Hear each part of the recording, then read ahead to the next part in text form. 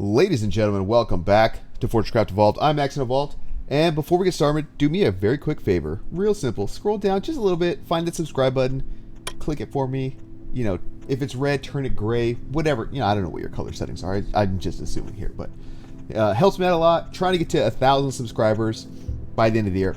I don't know if it'll happen, but it's worth asking. So, without further ado, let's hop right into this episode. All right, so we've got a little bit going on in between episodes. I've kind of expanded a little bit more. I did a little digging. I did a little this, a little that, but a couple important things that I want to kind of go over before we kind of get started. So it's no secret that this series, this playthrough, I'm using mods. I used mods in the last one, but I'm using a little bit more mods. A couple more. I'll kind of go over those in a second. But in the last video, I asked if anybody had any insight on how to edit save files, world files, and you guys came through for me. So let me present to you this little guy over here. Now this is the, looking at my notes here to make sure I know exactly what it's called. I think this is the Change World Settings mod. This is the results of it. You can self-craft it. It's somewhere in here. Change, this guy, right? Change World Settings. So what you do, you just click these buttons and you can change whatever you want to do. So I've touched nothing else really, except I changed the resource levels to rapid. Now what did that do? That makes it so that the bar smelting, it only takes 2 ore to smelt a bar. So a lot more efficient with our resources. We're going to get a lot more out of them. And you can see like we're just kind of, we're getting so much out of it, right? Another thing I did, if we go over to the pyrothermics over here. So on Plentiful, I think what it was, the pyrothermics were given out, I think 11 power per second, something like that. But now that they're upgraded, these aren't running, so they're not actually showing the power per second on them. But this guy over here should be. I've kind of, there's some other stuff over here that I'll get into in a second. But if we look at this guy, it's also not running. So, all right, I'll just tell you, we're at 16 power per second with regular coal, 32 power per second, or no, I'm sorry, 32 power per second with regular coal, 64 power per second with this infused coal setup that I now have over at the lab. So pretty simple setup. The extractor just kind of feeds this hopper, which then comes up here. Now I tried to make it so that this output hopper could go right into this enricher, but it was having a little bit of trouble kind of outputting to the right hopper. So to simplify, I just threw another logistics hopper. That's remove only, that's add only. Now we got infused coal, 64 power per second from each of these pyrothermics. So that's definitely helping our research speed. We've only got the one though, so eventually we're probably gonna have to increase this as best we can. Like I said, I want to do a lot of turbines. I want to do a lot of solar. Definitely a lot of solar. I want to see how much solar I can get done. But in the meantime, like, we're going to need coal. There's no way around it. So it's a nice first step. Eventually, I might put bigger hoppers here so we can kind of distribute this elsewhere. But this vein isn't going to last for that long. So hopefully by the time that happens, we can get solar power going on here. But that's just kind of the plan for now. We're currently researching these intermediate miner upgrades. Where is that? Intermediate miner upgrades 2. Nothing crazy. I'm just kind of knocking them out. Like, none of these I'm really concerned with necessarily. Maybe this geological surveyor, just so we can kind of put our quarries a little bit more efficiently. But at the end of the day, I think I'm just going to slap them down wherever I want anyway. So not super concerned with that.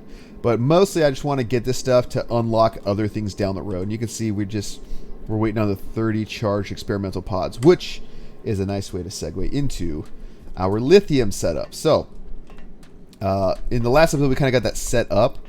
Now I've got a little bit more infrastructure to use some of this, right? So over here, we've got the charged coil, lithium coil charger, which makes us these guys, charged lithium coils. Now, why are these so expensive? These are the main bottleneck of tier 1, I would say, because without those, you can't get.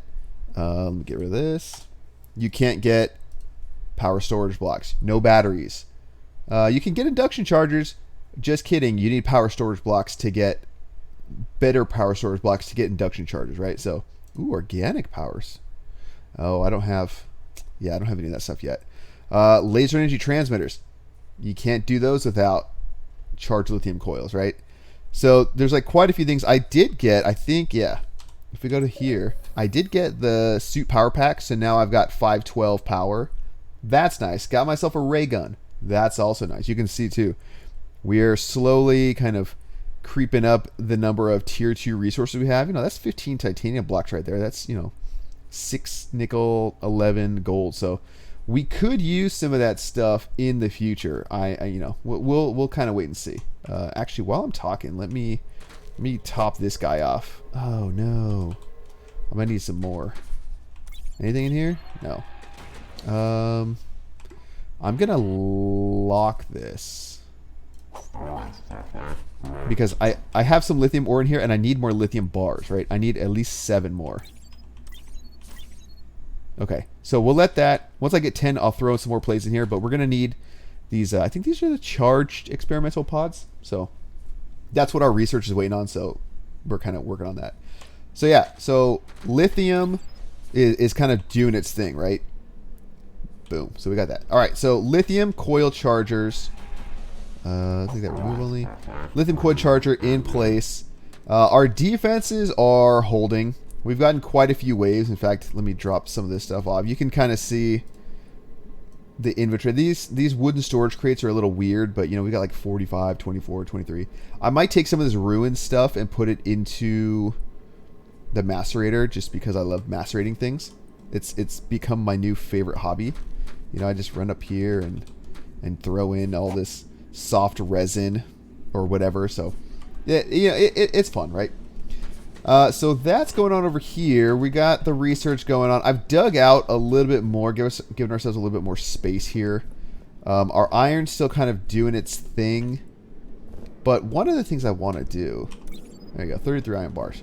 One of the things I want to do is start looking at lifts. Because you can see, like, this stuff is fine, I guess, right? It is what it is. But you can kind of see... nothing on the belt there. I don't know if we're just outside render distance or what, but you know, even as I'm getting closer, you see how slowly these are coming in, right? That is not fast. But we're starting to get into the level of technology where I can start beaming real power around, and that means I think it's time to naturally kind of transition into lifts. It's either that or I send more power down and I start using faster motors. I think we have some faster motors. I think we unlocked... anything to unlock in here? No. Drill motors. What do we got? So we do have some magnetic drill motors. That's actually... oh, yeah, I think I'm going to want to do that. At least for the...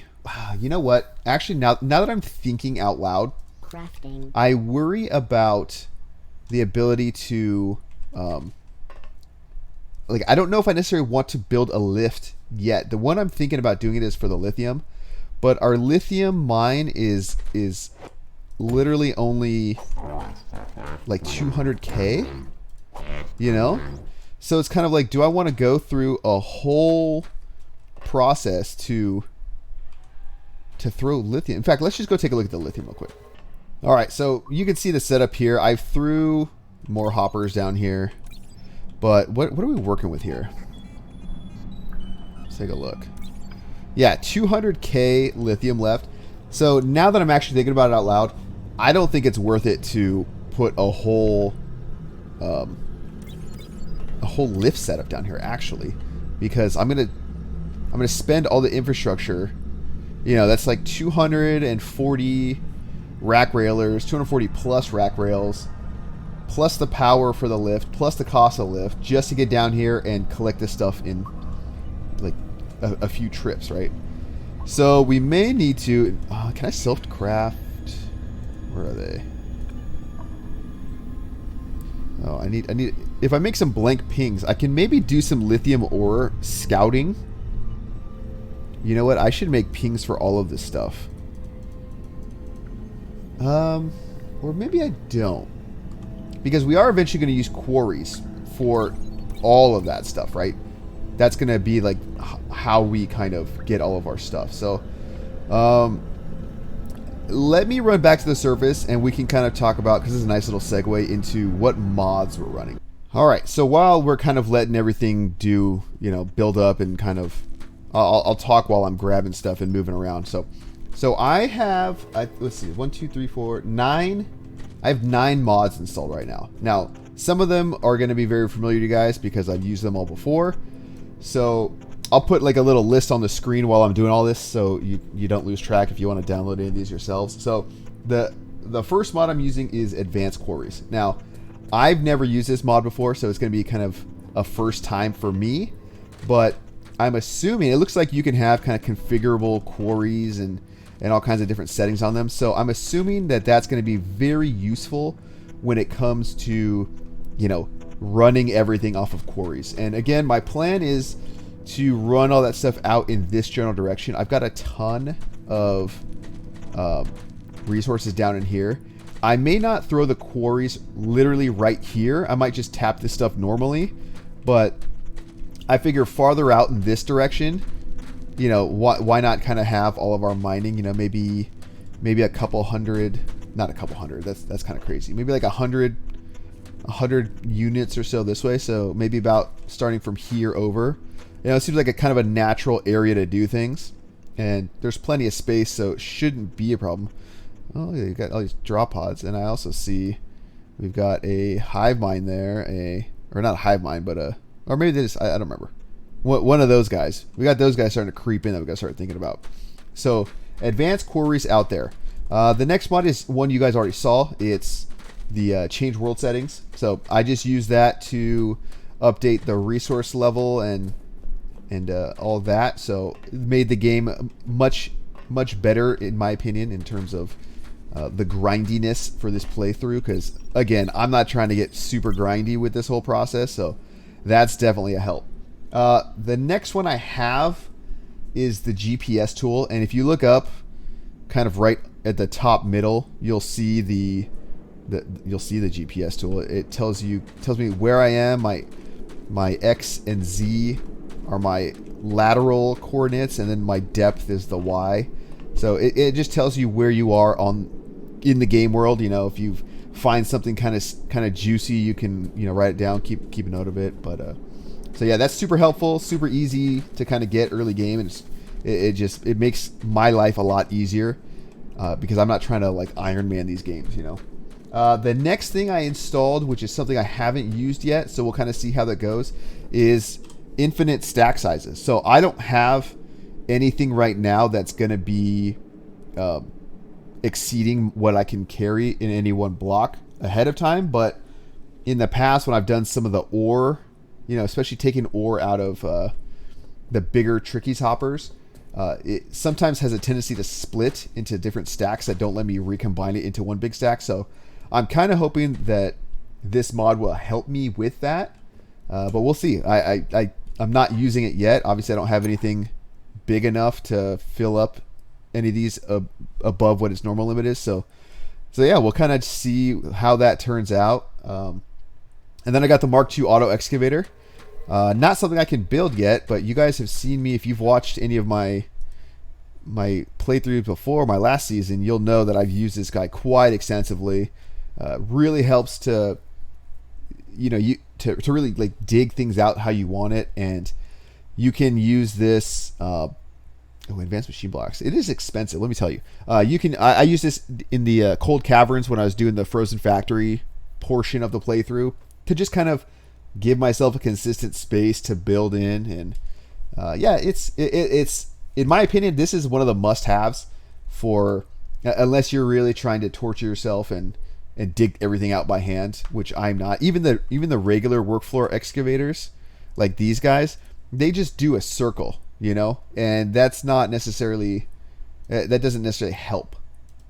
I mean, it can help. It's just slow. It's so much slower than this guy.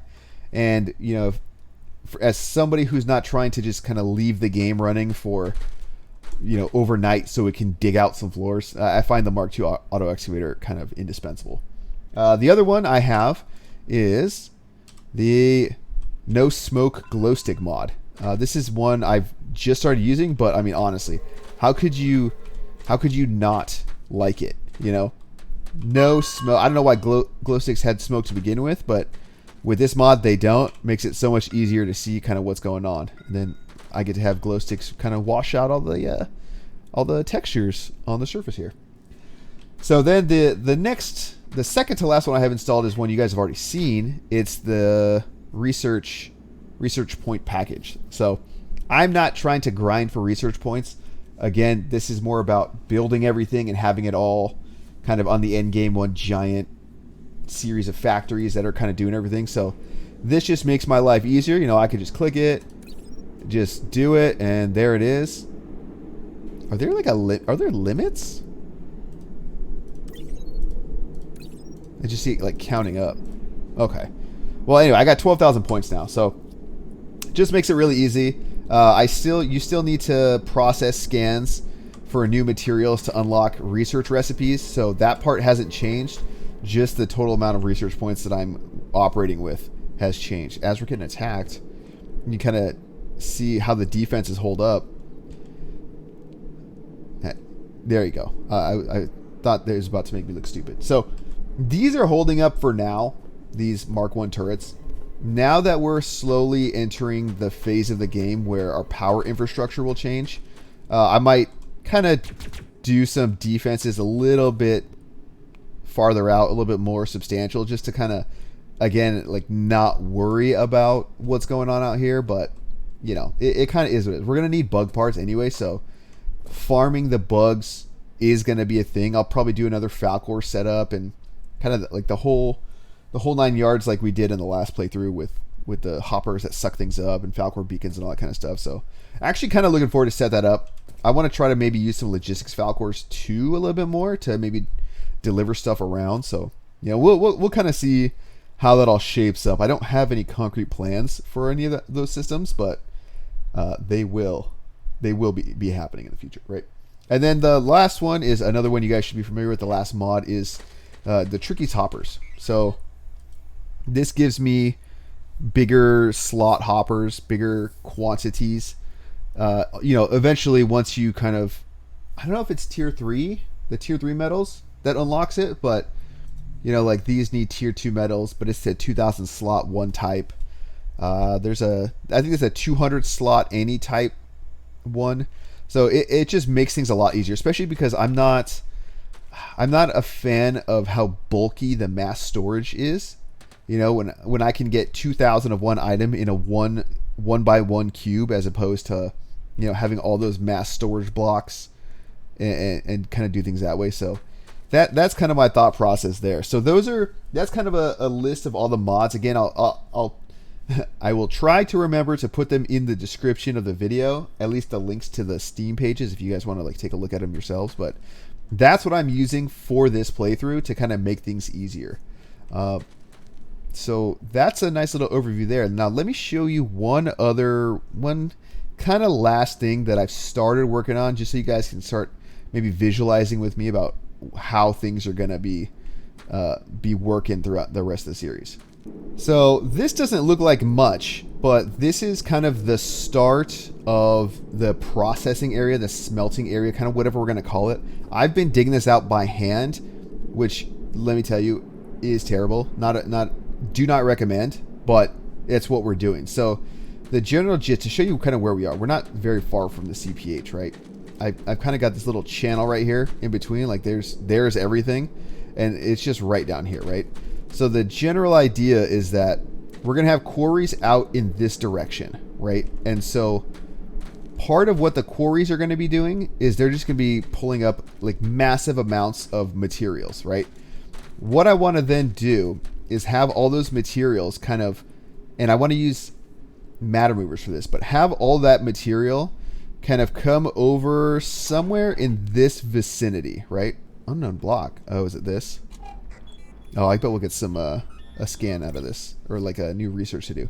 But have all the quarry material kind of work its way this way and then come this way. But at some intermediate step, or maybe even in this area, I'm just gonna have everything kind of transfer all together, and then I'm gonna start filtering, right? So there's gonna need to be like a process or a filtering area for all of the materials. We used, I don't know if I can bring up one here, but we used conveyor filters to kind of deal with the original Quarrys stuff, and I think we're gonna have to kind of really supercharge and or kind of double, triple, quadruple up that same setup this time around, because they're not the fastest, if I'm gonna be honest, because they work at here we go, advanced conveyor filters, right? Because they work at belt speed, but there are these transport pipe filters, and eventually I think I'm going to move everything to pipes, because I'm going to have to. Either that, or I'm going to go back to matter movers, right?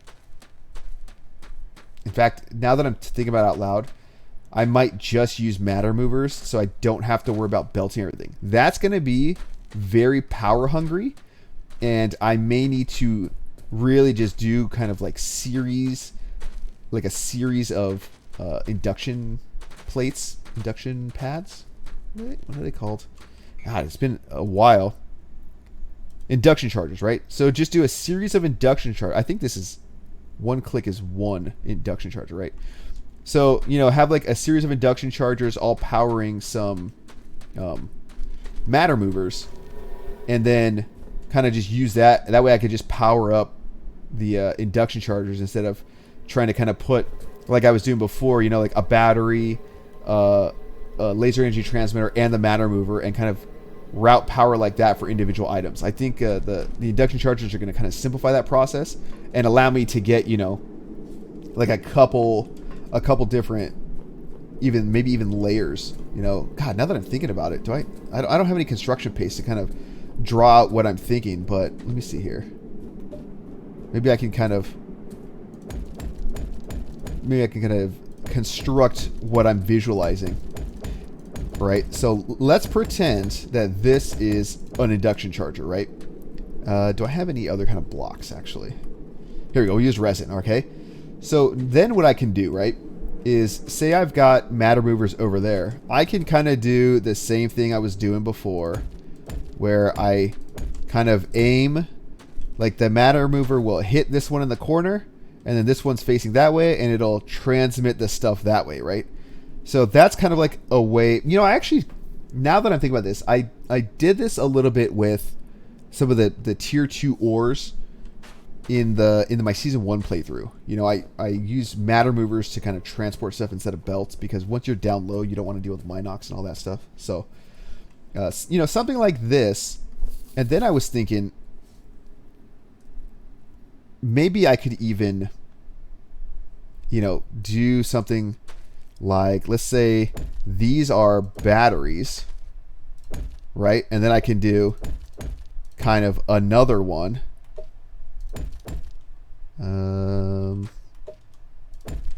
Now, the only thing that's going to suck about this is stacking 2 batteries. I'm not like a huge fan of that idea, but I might do it. That way I can get, because if we're looking at it, right? What is this? 3, 5, 8, 9. 9 faces. Yeah, I think that's like possible. I can transfer kind of 9 items at a time. I don't know. I'm still kind of messing around with the ideas, and we'll kind of refine it as we do it, but I kind of like this concept and what it might look like, especially in like a beltless setup where kind of the only things you see moving around are the power and less belts like that. So we'll kind of see. We'll kind of see how things end up turning out, but that's what I'm thinking. So quarries, matter movers, and then huge smelting array. The smelting array will be down here, but then that'll be the same thing, right? So I'll matter move the materials in bulk from this level, right? So everything will feed in from over here, hit a series of hoppers, and then that'll start the whole the whole process of smelting and doing all that. And then once we have bars, So imagine like this is going to be a lot wider than it is now, because I think I'm going to want at least, I don't know, 5 or 10 smelters for each resource. So that's at least, what is that, 60, right? Because if I got these guys, so 4 tier 1s, 3 tier 2s, you know, that's going to be with 10 belts each, so 70 smelters. Yeah, that's going to be quite a lot. I'll start off with maybe 5 each, so, you know, 35, and then we'll kind of see where the bottleneck is, because it's gonna be interesting, kind of getting that all figured out. But I'm looking forward to the challenge. I hope you guys are looking forward to that, and kind of I'm also hoping that you guys will help me out along the way when this starts to get too crazy, and I need some guidance. You know, you guys, I swear I've got some of the smartest people that watch this series, because you guys always seem to know the little things that I don't know. So yeah, that's kind of the plan, and then it'll transmit kind of under everything, and then over in this general direction will be the factory where it all gets put together. So that's all the goal there. There's probably going to be belts and pipes, probably pipes eventually, that's doing all this. So that'll be exciting. I don't really know. You know, we'll have to figure out kind of the decor for this one again. You know, we've got lots of different blocks, and I think there might even be more blocks that I don't know about. Are there? I mean, that's just the self-craft. I don't know if there's some actually in here, right? Oh, well, canvas. But yeah, if there are other blocks, maybe there's a mod for blocks, like different types of blocks, creative type blocks, as it were. I'll have to look at that, because I definitely want to do something a little bit different from what we normally do. But that's I feel like I'm rambling at this point, so I'm just going to call it an episode here. I know this is just kind of a lot of talking and not a lot of really progress, but I want to kind of bring you guys up to speed and make sure you guys know like everything I'm doing, why I'm doing it, and what the future plans are for all of the stuff that I am doing. So if you enjoyed it, you know, let me know, leave a comment, hit the thumbs up, whatever you want, you know, subscribe. Now that's the big one. That's the one that kind of helps me the most. Views and subscribers help the algorithm. So you guys keep hitting the subscribe button, and you know, I really appreciate it. So on that note, guys, see you in the next one.